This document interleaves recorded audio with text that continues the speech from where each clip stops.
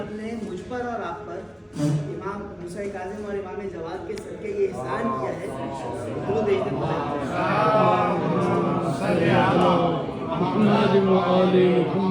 तो ये नहायत अहम तरीन नुक्ता है। मैं कोशिश करूँगा कम से कम वक्त में 2-3 बातें आपकी खिदमत में पेश कर दूँ और फिर हम ज़ाहिर ज़ियारत के लिए जाएंगे। ये शुक्रगुजारी जो मेरे और आपके दिल में होनी चाहिए ना, ग्रेटफुलनेस जो होना चाहिए, ये लोगों का ख्वाब है, लोगों की तमन्ना है कि वो इस वक्त यहाँ बैठे हों और मैं और आप बैठे हैं। शुक्र, इस पर जितना शुक्र किया जाए वो कम है। और लइन शकर तुम लअज़ीदन्नकुम, कुरान का वादा है, रब फरमाता है कि तुम शुक्र करो मैं और देता जाऊँ। तो यही मेरा आज इस जगह पर बैठकर शुक्र करना, ये यकीन जानिए ये आपके अगले सफ़र का इज़्न दुखूल है, ये आपके अगले सफ़र का वीज़ा है, परवाना है, जो नाम आपको। तो सबसे पहले इस बात पर आपको ढेरों मुबारकबाद है। दूसरा नुक्ता जो बहुत अहम मैं आपकी खिदमत में इस वक्त पेश करना चाहता हूँ, ज़ाहिर वक्त मुख्तसर है, बहुत सी बातें हैं जो हम फिर कभी के लिए रखेंगे। अभी मैं सबसे अहम बातें आपके सामने रख रहा हूँ। ये करबला का सफ़र है, ये करबला का सफ़र है। ये दुनिया की किसी टूरिज्म स्पॉट का सफ़र नहीं है, ये किसी सैर व तफरी का सफ़र नहीं है। हज़रत आदम से लेकर हज़रत ख़ातम तक, हज़रत ख़ातम के बाद जनाब अमीर मौला हसन, करबला के सफ़र में हर एक को तकलीफ़ पहुँची। ये ठीक है, इंसान सफ़र पे निकलता है, बैठता है, बातचीत करता है, थोड़ा एंजॉय करता है, लेकिन ये बात जहन में रहे और हर कुछ देर बाद रिपीट होती रहे, ये करबला का सफ़र है, ये तकलीफ़ का सफ़र है।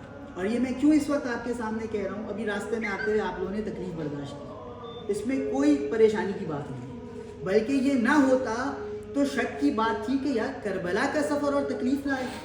जिस करबला से आदम गुजरे उन्हें तकलीफ़ हुई, जिस करबला से जनाब नूह की कश्ती गुजरी तो उसको हरकत आई, इस्तिराब में आई, जिस करबला से जो नबी गुजरा, हत्ता के ख़त्मी मरतबत के बाद जनाब अमीर जब सिफ़ीन के लिए जाते हुए करबला से, मैं वाक़यात अभी छोड़ रहा हूँ, जिस करबला से जो नबी वली गुजरा है उसको तकलीफ़ पहुँची, हम करबला के सफ़र में आएँ और हमें कोई दिक्कत, कोई परेशानी, कोई तकलीफ़ ना पहुँचे, ये परेशानी का मकाम है। तो आज सफ़र में बहरहाल कुछ ऊँच नीच हुई, इसको आप और मैं, हम अपनी खुशनसीबी जानें कि हम भी उस सफ़र में गुजरे हैं जो अंबिया और औसिया और औलिया का सफ़र था, और हम पर भी कुछ ऐसी चाहे वक्ती मुख्तसर सी तकलीफ़ आई, ये हमारे लिए बड़ी नेमत है। तीसरी बात, मैं और आप मौजूद हैं हमारे 7वें और हमारे 9वें इमाम की बारगाह में।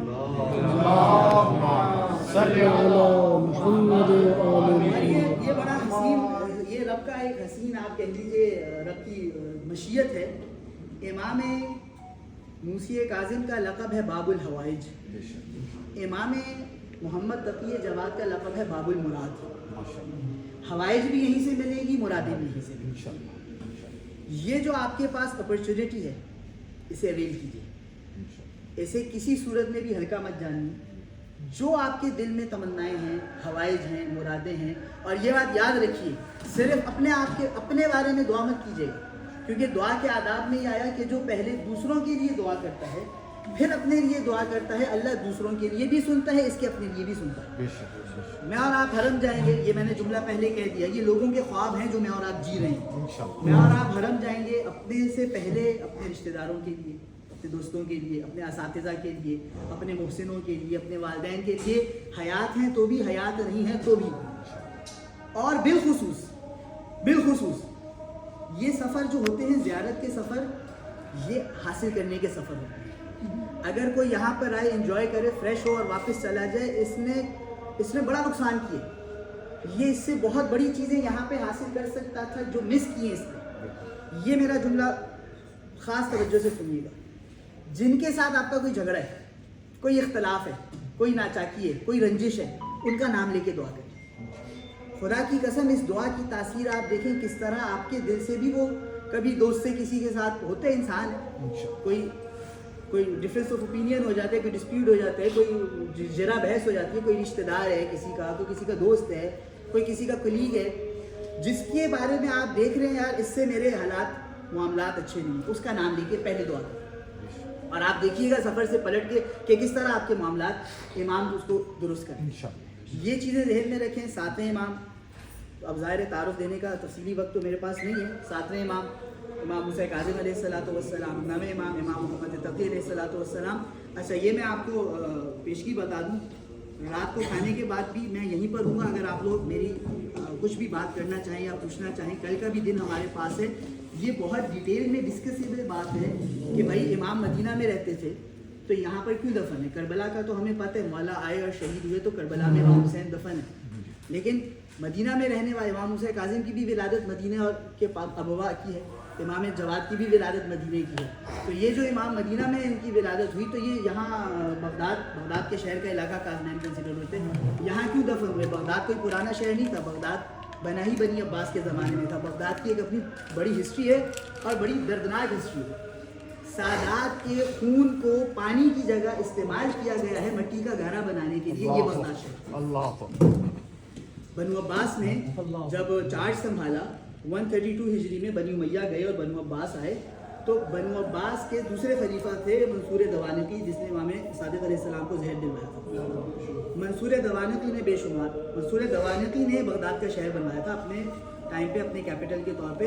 اور اس قدر اہل بیت سے اور ان کے چاہنے والوں سے بغض تھا کہ کئی سادات کو دیواروں میں چنوایا گیا, کئی سادات کے خون کو پانی کے طور پہ استعمال کیا گیا گھڑا میں. تو بغداد شہر کی اپنی ایک ہسٹری ہے جس کے بارے میں وہی والی بات یہ کہنے لگا ہوں. یہ مجھے اگر میں یہ جانے بغیر اس سفر سے واپس جا رہا ہوں, میں بہت نقصان کروں. کیا بغداد میں گزری, کیا بیتی.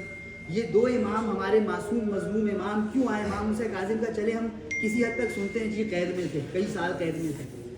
کیا واقعہ تھا, کیوں قید میں تھے, کیا حالات تھے؟ چلے امام حسین کاظم قید میں تھے, امام محمد تقی یہاں کیا کر رہے ہیں؟ یہ پوری ایک ہسٹری ہے جو کہ ہم بیٹھ کے ڈسکس کر سکتے ہیں. 1-2 دن ہمارے پاس ہیں. میں نے صالح بھائی سے اور ارتقا بھائی سے بھی یہ گزارش کی ہے کہ اگر ہم کوئی لنچ کے بعد جب آپ لوگ ریلیکس ہو چکے ہوں, کمفرٹیبل ہوں, ایک بیٹھک رکھ لیں نیچے بے شک امام بار کا امین, اس میں ہم تھوڑی باتیں اور ڈسکس کریں. تو بہرحال بہت باتیں ہیں یہاں پہ ڈسکس کرنے کی جو کہ ہم اس کو آگے کے لیے چھوڑتے ہیں. یہ بات ابھی سن لیجئے جو جاننا بہت ضروری ہے. حرم کے اندر داخل ہونے سے پہلے امام حسین کاظم علیہ السلام اور امام محمد تقی علیہ السلام, ہم امام حسین کی زیارت کی بڑی فضیلت سنتے ہیں, بڑا ثواب سنتے ہیں. مولا علی کی زیارت کا ثواب سنتے ہیں, امام رضا کی زیارت کا ثواب سنتے ہیں. لیکن بہرحال یہ ایک افسوس کا بھی مقام ہے کہ بعض ائمہ کے بارے میں ہماری معلومات بڑی کم ہیں. یعنی فرینکلی ایگزیکٹلی ہم یہ کہنے کے حقدار نہیں ہیں کہ ہم ان کے فالوور ہیں, ہمیں پتہ ہی نہیں کچھ.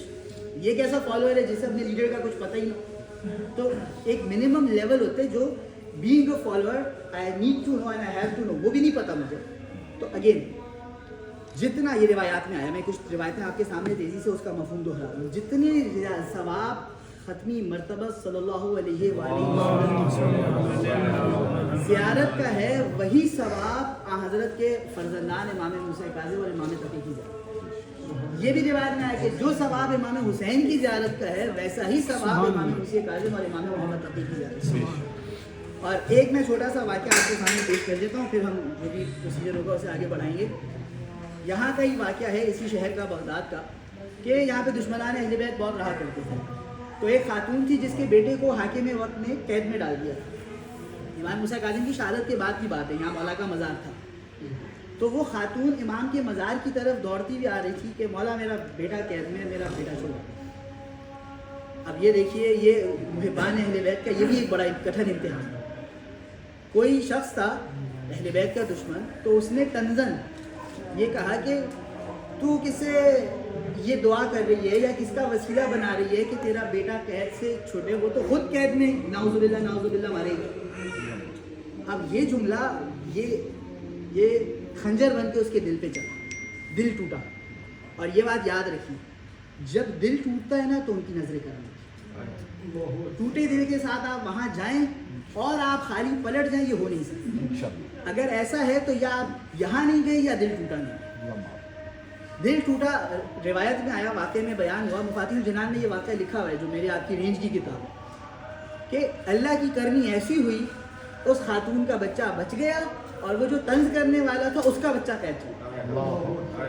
تو بہرحال جو بھی حوائج ہیں باب الحوائج کے در پر ہیں, جو بھی مرادیں ہیں باب المراد کے در پر ہیں. ثواب اتنا ہے کہ میں جتنا بھی بیان کروں وہ ناقابل بیان ہے. ختمی مرتبت کی زیارت کے برابر, جناب امیر کی زیارت کے برابر.